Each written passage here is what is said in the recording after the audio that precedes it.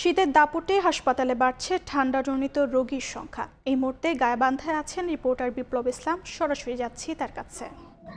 টানা ২ সপ্তাহের শীতে কিন্তু জবুথবু হয়ে পড়েছে উত্তর অঞ্চলের জেলা গাইবান্ধা। আর এই শীতের সাথে পাল্লা দিয়ে কিন্তু বাড়ছে বিভিন্ন রোগের প্রকোপ। যদিও গত ২ দিন থেকে কিন্তু সূর্যের দেখা মেলায় কিছুটা স্বস্তি মিলেছে।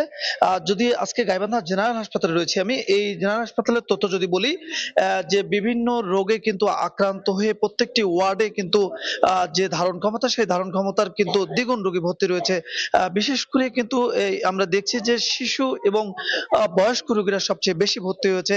আজকের গাইবান্ধা জেনারেল সদর হাসপাতালে ২০ ওয়ার্ডের বিপরীতে কিন্তু ৪৫ জন শিশু ওয়ার্ডের শিশু ভর্তি রয়েছে। পাশাপাশি যে ডায়রিয়া রোগী রয়েছে, সেই ডায়রিয়া রোগীর কিন্তু ২০টি ওয়ার্ডের বিপরীতে আমরা দেখেছি যে ৫১ জন ভর্তি রোগী রয়েছে। প্রতিদিনের গড় পরিসংখ্যান যদি বলি যে ৪০ জনের অধিক রোগী কিন্তু প্রতিদিন ভর্তি থাকছে।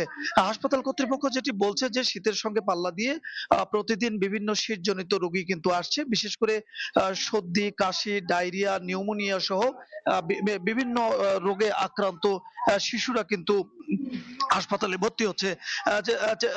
চিকিৎসকরা যেটি বলছেন যে হঠাৎ কিন্তু এই শীতজনিত রোগের প্রকোপ বৃদ্ধি পেয়েছে।